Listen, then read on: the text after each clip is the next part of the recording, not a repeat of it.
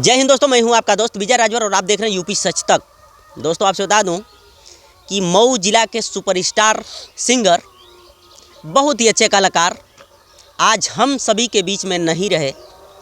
और आपसे बता दूं कि उपेंद्र लाल यादव जब से हम सभी को छोड़ के गए, तब से उनके चाहने वालों की तादाद इनके घर पे लगी है। जो उनके बहुत ही करीब थे, बहुत ही उनके शुभचिंतक थे, वो लोग तमाम लोग मिलने के लिए परिवार वालों से आ रहे हैं। तो आज हमारे साथ हैं उपेंद्र लाल यादव जी के जो कवि हैं, जो पूरा जो गाना जितना मऊ जिला पे बहुत ही सुपर डुपर गाना रहा, जितना गाना वायरल हुआ, सभी गानों के यही लिखे हैं भैया, जो उपेंद्र लाल यादव जी को पूरा गाना लिख करके देते रहे और उनके दुख सुख में हमेशा खड़े रहे, हमेशा सहयोग करने का काम किए। तो आज उनके परिवार वालों से मिलने के लिए आए हैं, तो इनका परिचय लेते हुए ही इनसे हम बात करेंगे। तो सबसे पहले स्वागत है यूपी सच तक में। नमस्कार भैया। सबसे पहले तो हम यूपी सच के सभी सब्सक्राइबर, सभी दर्शक को दिल से प्रणाम करना चाहेंगे। और इस दुख की घड़ी में हम आए हैं, इनके मम्मी पापा से मिले हैं। आज इनका खबर वही, आज उनका ये कार्यक्रम चल रहा है, तो यहीं पे हम लोग आए हैं। भैया पहले अपना परिचय बता दीजिए। मेरा नाम दुर्गा बेदर्दी है। मैं उपेंद्र भैया का बहुत, समझ लीजिए कि 90% गाना उनका ही लिखता था जी, और बाकी 10% में मैं अन्य कलाकारों का भी गाना लिखा हूँ। तो वो मेरे दिल के बहुत करीब थे और उनकी जो ये दुर्घटना हुई है उससे समझ लीजिए कि मैं बहुत टूट चुका हूँ। और अब मेरा मतलब बहुत परेशान हम हैं। जिस दिन से उनकी डेथ हुई है, समझ लीजिए कि अच्छा नहीं लग रहा है कुछ। आए हैं इनके घर पे थोड़ा सा मम्मी पापा से मिलने के लिए, तो आपसे मुलाकात हुई भैया। भैया एक्सीडेंट के बारे में आपको कब पता चला, कहाँ थे आप उस समय? भैया हम देखिए घर पे ही थे जी, और रात को करीब हमको लग रहा है कि 9 बजे जी, 9 बजे मैं स्टोरी देखा एक्सीडेंट का। रवि भैया शायद, हाँ रवि भैया ही लगाए थे और लोग भी। तो मैं स्टोरी देखा तो एकदम सन्न रह गया। मैं सोचा कि ये क्या हो गया, मजाक तो कोई नहीं कर रहा है या कुछ। फिर उसके बाद मैं फ़ोन किया इधर उधर, लड़कों से पता करने लगा, तो बात चला कि भाई प्रकाश हॉस्पिटल में भर्ती हैं, उपेंद्र भैया के एक्सीडेंट हो गया है।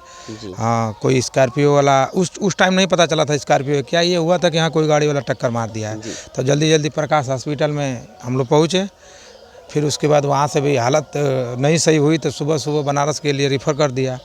फिर वहाँ पे वैसे बनारस गए, फिर तमाम हॉस्पिटलों में, हेरिटेज, बनारस, ट्रामा सेंटर, फिर लखनऊ, पर हालत में सुधार नहीं आया भैया। जी। भैया देखा जाए तो उपेंद्र जी के साथ में तमाम लेडी सिंगर भी काम किए हैं। आप तो खुद कवि हैं।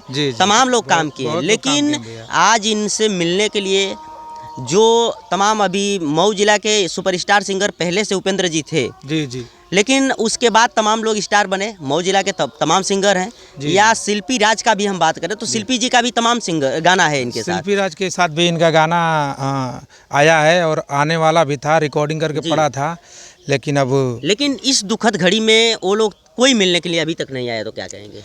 देखिए, मिलने की बात है भैया, मान लीजिए कि अब इनका एक्सीडेंट हुआ, ठीक है, एक्सीडेंट को सब लोग जानते थे, अपना मदद जैसे भी हम लोग करवाए वो लोग किए, लेकिन अचानक इनका डेथ हो गया। फेसबुक पे धीरे धीरे वायरल हुआ। अब वो लोग कौन कहाँ थे, मान लीजिए बड़े स्टार हैं लोग, तब तो इधर रहेंगे लेकिन लोग, तो कौन कहाँ थे, आने में हो सकता है लेट हो गया हो।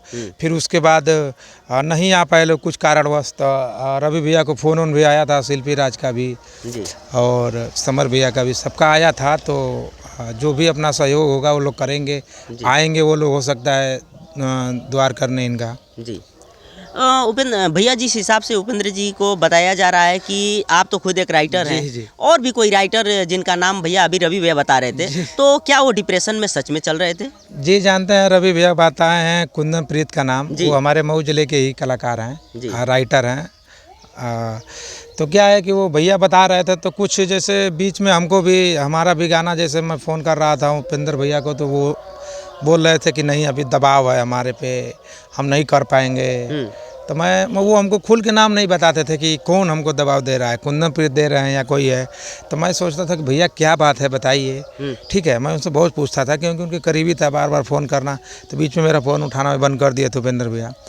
तो गाना वाना के लिए बहुत, समझ लीजिए, बात कम हो गई थी। तो फिर बाद में हम बहुत रिक्वेस्ट किए, तो गाना हमारा 3 गाना मऊ जिले का वो गाए। हाँ, बाबूलाल भैया हैं, बाबूलाल जी हैं, उनके यहाँ से म्यूजिक बनवा के हम गवाए, इनको बढ़िया से गवाए, भैया आप गाइए, विश्वास है, समझ लीजिए। और मेरा विश्वास बहुत रंग लाया, वो गाना बहुत सुपर डुपर उठिया। और समझ लीजिए कि एक इतिहास है। और दशहरा का भी तमाम गाना उनको गवाए थे। सारा जिला से सुपर डुपर व मऊ के दशहरा आप लोग सुने होंगे। पंडाल में आज भी बजता है, वो हमेशा समझ लीजिए कि वो अमर गाना है, हमारे हिसाब से बजेगा पंडाल में। और जब तक हमारे दर्शक उपेंद्र भैया के फैन और जब तक पब्लिक रहेगी तब तक सुनेंगे लोग भैया। भैया आप अभी कहें कि डिप्रेशन में, तो किस हिसाब से डिप्रेशन में रहते देखिए, डिप्रेशन का मतलब जानते हैं क्या है? दबाव जैसे उनके ऊपर अब क्या है कि उनका जैसे एक मैनेजर टाइप का नहीं होता, तो मैनेजर उसका कोई खास मैनेजर नहीं था। सभी लोग साथ में ही रहने वालों को ही वो सब कुछ मानते थे। मैनेजर जो उनकी नज़र में कुछ नहीं था। अगर हम उनके साथ हैं तो हम ही उनका देखेंगे।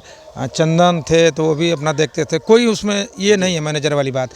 और डिप्रेशन वाली बात देखिए भैया बताए हैं तो दबाव मान लीजिए किसी के ऊपर आता है कि आप एक जगह रह के काम कीजिए, तो थोड़ा सा अपने लोगों से उसका दुराव हो जाता है। क्योंकि अगर दूसरे के बारे में सोचेगा तो अपने लोग के मन में भी खटास आएगा भैया, ठीक है। तो यही वजह थी, और कोई हम लोग के या उनके बीच में कोई वैसे दिक्कत नहीं थी। अभी आप चंदन का नाम लिए हैं, तो हम लोग दूसरा इंटरव्यू किए थे इससे पहले, तो परिवार के लोग भी चंदन के ऊपर आरोप लगा रहे थे कि वही मेन मालिक था, पूरा पैसा वही रखता था, ATM वही रखता था। तो क्या सच में वो गुनहगार हैं? नहीं नहीं नहीं, चंदन हमारे हिसाब से कोई गुनहगार नहीं है। वो समझ लीजिए बहुत बढ़िया लड़का है। ये उपेंद्र भैया के घर भी आते थे वो, सब कुछ मम्मी पापा से मिलना। और ATM की बात रह गई, अकाउंट की बात रही, तो ऐसी कोई बात नहीं है। समझ लीजिए कि वो हमारे भाई तमाम है, उसका कोई दिक्कत नहीं है। और चंदन कोई मतलब गलत आदमी नहीं है, बढ़िया आदमी है। वो एक पैसा लेकर नहीं इनका लिया है। और इनके साथ जब तक वो रहा चंदन, तब तक इनका हादसा नहीं हुआ होता। हमारा दिल तो यही कहता है, चंदन अगर इनके साथ रहता, 2 महीना से उनके घर थोड़ा सा दिक्कत था, भैया का कुछ मतलब जैसे लफड़ा चल रहा था झगड़ा वगड़ा में, तो इसलिए थोड़ा सा वो घर चला गया था। तो थोड़ा सा इनसे मिलना कम हो गया था, तो इसी वजह से लोग मतलब सोच रहे हैं कि वो मतलब भाग गया है या कुछ। ऐसी बात नहीं है भैया। हाँ, ऐसा कुछ नहीं। नहीं, ऐसा कुछ नहीं है। चंदन बहुत बढ़िया लड़का है, हम जानते हैं उसको। हाँ।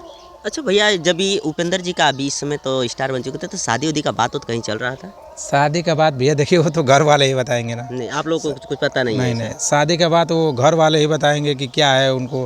अब मान लीजिए चूँकि अब स्टार आदमी हो जाता है तो थोड़ा शादी भी लेट में होता है। हाँ, तब वो घर वाले ही बताएंगे उसका, हम उसका नहीं। और भैया एक बात मैं और कहना चाहूँगा, ये जो इनका एक्सीडेंट हुआ है रोड पे, ये हमारे नज़र से समझ लीजिए बहुत निंदनीय है।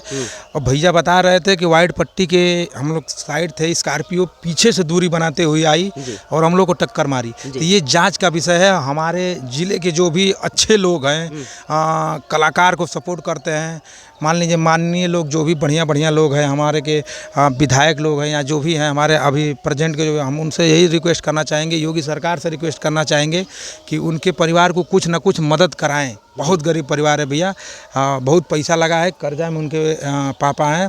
कुछ दिन पहले उनकी दीदी का शादी हुआ था, बहुत कर्जा में है लोग भैया, ठीक है। उसमें बताया जा रहा था स्कॉर्पियो सामने से आकर के मारी है। तो आप इंटरव्यू लिए हैं ना, एक भैया थे न्यूज़ वाले, उसमें क्या बोले हैं? वो बोल रहे हैं जो चाचा पीछे गाड़ी पे बैठे थे, वो क्या बोल रहे हैं कि हम लोग बिल्कुल वाइट पट्टी पे थे, बगल में रास्ता खाली था, स्कॉर्पियो दूरी बनाते हुए सामने से, हाँ सामने से दूरी बनाते हुए, इसका मतलब वो काटते हुए आई कि हमको मारना है इसको।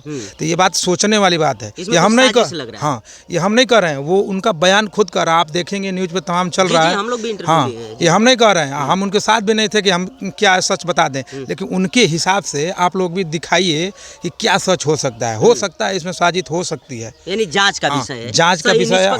हाँ, प्रशासन से भी हम अनुरोध करना चाहेंगे, हमारे माननीय योगी जी से भी अनुरोध करना चाहेंगे कि अगर कलाकार उनके पास ऐसा कोई बात पहुँचे तो उनकी जांच भी की जाए और उनके परिवार को बहुत सारा सहयोग करने की हम यही कामना करते हैं कि सहयोग किया जाए। जी।